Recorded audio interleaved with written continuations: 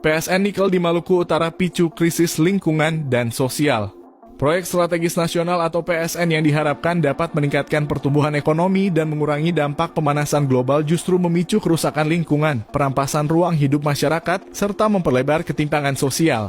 Kondisi ini menjadi sorotan dalam diskusi dan pemutaran film Kutukan Nikel yang digelar Aliansi Jurnalis Independen atau AJI Ternate bersama AJI Indonesia, Wahana Lingkungan Hidup Indonesia atau WALHI Maluku Utara, Yayasan Lembaga Bantuan Hukum Indonesia atau YLBHI, dan Tempo Witness di Ternate, Sabtu 1 Februari 2025. Mahmud Ici, jurnalis senior yang kerap meliput isu PSN di Maluku Utara, menyebut PSN sebagai bentuk penjajahan modern terhadap masyarakat lokal, terutama di wilayah industri nikel seperti Halmahera Tengah, Halmahera Timur, dan Pulau Obi, Halmahera Selatan. Tanah masyarakat tiba-tiba hilang tanpa sepengetahuan mereka. Hal ini menunjukkan bagaimana PSN menjadi bukti nyata penjajahan terhadap rakyat oleh bangsanya sendiri, ungkap Mahmud. Menurut Mahmud, aktivitas pertambangan yang masif dan operasional pabrik seperti PT Indonesia Weda Bay Industrial Park atau IWIP di Weda serta Harita Nikel di Pulau Obi telah menyebabkan kerusakan multidimensi. Tidak hanya lingkungan tetapi juga kehidupan sosial budaya, ketimpangan ekonomi, dan kesehatan masyarakat lingkar tambang terdampak secara signifikan. Direktur WALHI Maluku Utara, Faisal Ratula, menegaskan bahwa wilayah pesisir dan pulau-pulau kecil di lokasi PSN menghadapi ancaman kiamat ekologis. Faisal mendesak negara melakukan evaluasi menyeluruh dan memberlakukan moratorium perizinan pertambangan untuk mengurangi kerusakan lebih lanjut. Jika tidak dilakukan moratorium, bencana ekologi akan terjadi secara besar-besaran karena beban daya tampung wilayah sudah tidak mendukung, tegas Faisal. Sementara Profesor M. Aris, Guru Besar Fakultas Perikanan dan Ilmu Kelautan Universitas Khairun, menilai perencanaan PSN di Maluku Utara sebagai kegagalan besar. Ia menyoroti dampak buruk terhadap ekosistem laut di wilayah yang selama ini menjadi lumbung ikan nasional. Hasil riset menunjukkan degradasi pesisir di Weda sudah sangat masif. Ekosistem mangrove, lamun, dan terumbu karang di kawasan tersebut telah mengalami kepunahan, ungkapnya. Sedangkan Sekretaris Bapeda Maluku Utara, Rival Nali Thomas, mengungkapkan bahwa pihaknya berkomitmen meningkatkan kesejahteraan masyarakat melalui pengembangan desa mandiri di sekitar PSN. Program ini akan dijalankan selama 6 bulan dengan anggaran 1 miliar rupiah per desa. Kami tetap mendukung PSN tetapi juga fokus pada kesejahteraan masyarakat melalui program-program desa mandiri, ujar Rival. Sementara itu, anggota DPRD Maluku Utara, Muksin Amrin, mengakui adanya dampak buruk lingkungan akibat PSN. Namun, ia juga menyoroti kontribusi PSN terhadap anggaran daerah, termasuk dana transfer ke daerah sebesar 2,4 triliun rupiah. Kalimantan Selatan bakal kehilangan hutan. Bener aja, rugi dong. Tahukah kamu Sobat Hutan, bahwa Kalimantan Selatan menjadi provinsi yang memiliki target pengembangan hutan tanaman baru seluas 76.567 hektar, 4 kali lipat luas kota Depok, Sob. Seluas 285.542 hektar hutan terancam rusak demi mencapai target volumetric penurunan emisi gas rumah kaca di tahun 2030.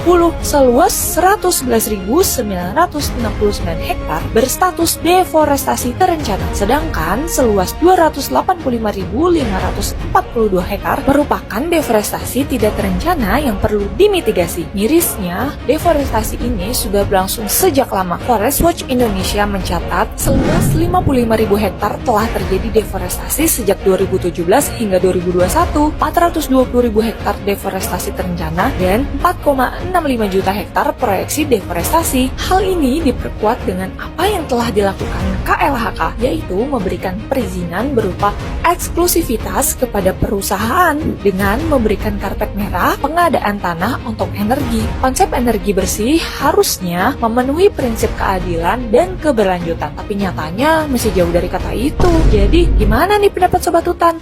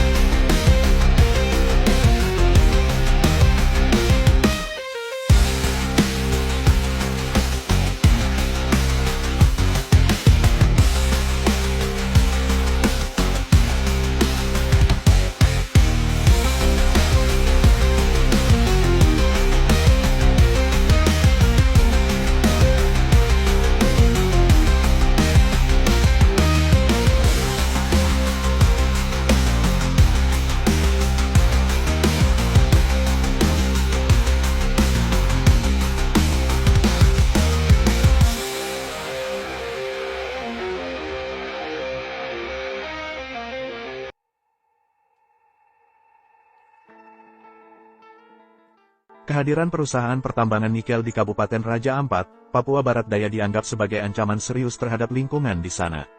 Kehadiran perusahaan nikel itu dinilai menjadi bukti pemerintah belum serius dalam menjaga kekayaan alam dan keanekaragaman hayati di bumi cenderawasih. Juru kampanye Gerakan Selamatkan Manusia, Tanah, dan Hutan Malamoy, Victor Claviu mengatakan, eksploitasi nikel akan membawa kehancuran bagi lingkungan dan masyarakat adat setempat. Katanya, ekspansi tambang nikel di Raja Ampat terus meluas. Salah satu perusahaan yang beroperasi adalah PT GAK Nikel, anak usaha dari PT Aneka Tambang atau Antam. Perusahaan ini telah lama menambang nikel di Pulau GAK, meskipun wilayah tersebut dikenal memiliki keanekaragaman hayati yang luar biasa dan menjadi bagian penting dari ekosistem di tanah Papua. Menurut Victor Claviu, aktivitas tambang nikel akan merusak hutan, mencemari laut, mengotori sungai, dan menghancurkan keanekaragaman hayati di daratan maupun bawah laut. Padahal Raja Ampat adalah pusat keanekaragaman hayati dunia, bukan hanya sekadar destinasi wisata. Dari survei Denatur Konservansi dan Conservation International, menunjukkan 75% spesies laut dunia hidup di perairan Raja Ampat. Wilayah ini memiliki lebih dari 550 spesies karang, 1.427 spesies ikan, dan 700 lebih jenis moluska. Aktivitas pertambangan di wilayah itu pun dikhawatirkan menyebabkan ekosistem Laut Raja Ampat terancam dan mengalami degradasi besar-besaran. Ketua Dewan Adat Papua Wilayah 3 Domberai, Ronald Konjol juga menyoroti dampak besar yang telah ditimbulkan oleh PT GAK Nikel. Menurutnya, eksploitasi nikel di Pulau GAK telah menyebabkan deforestasi besar-besaran hingga hutan adat di pulau itu menjadi rusak dan gundul. Katanya, perubahan warna air di bibir pantai serta deforestasi di Pulau GAK adalah bukti nyata adanya pencemaran dan kerusakan ekosistem yang serius. Dinas Lingkungan Hidup Provinsi Papua Barat Daya diminta segera membentuk tim investigasi dan menginspeksi langsung aktivitas PT GAK Nikel. Pemerintah Provinsi Papua Barat Daya didesak segera menghentikan aktivitas tambang nikel di Pulau GAK. Jika tuntutan itu tidak ditindaklanjuti, masyarakat adat Papua Barat Daya akan melakukan demonstrasi besar-besaran di kantor pemerintahan setempat, Kementerian Lingkungan Hidup di Jakarta, hingga Istana Presiden. Sebuah studi dari Center for Research on Energy and Clean Air mengungkapkan pembangkit listrik tenaga uap Suralaya berpotensi merugikan negara 960 juta dolar AS atau 14,7 triliun rupiah per tahunnya. Melansir Bloomberg, Selasa, 12 September 2023, kerugian tersebut disebabkan oleh faktor kesehatan, seperti biaya pengobatan, ketidakhadiran di tempat kerja karena sakit, bahkan kematian yang disebabkan pencemaran udara oleh PLTU.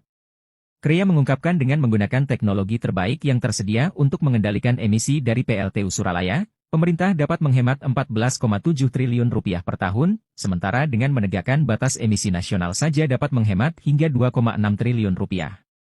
DKI Jakarta mencatat tingkat polusi udara terburuk di dunia dalam beberapa pekan terakhir. Di sisi lain, pemerintah masih berselisih pendapat mengenai penyebab dari tingginya polusi di ibu kota, apakah karena kendaraan bermotor atau PLTU Suralaya yang dekat dengan Jakarta. PLTU Suralaya yang dimiliki PLN merupakan salah satu kompleks pembangkit listrik tenaga batu bara terbesar di Indonesia dengan kapasitas 6.000 MW. Emisi dari PLTU Suralaya menyebar sekitar 100 km ke arah timur ke Jakarta, yang berpenduduk lebih dari 10 juta orang. Analis kualitas udara Krea Jamie Kelly mengatakan pemerintah Indonesia harus mengambil langkah-langkah yang lebih serius untuk mengatasi emisi dari PLTU ini.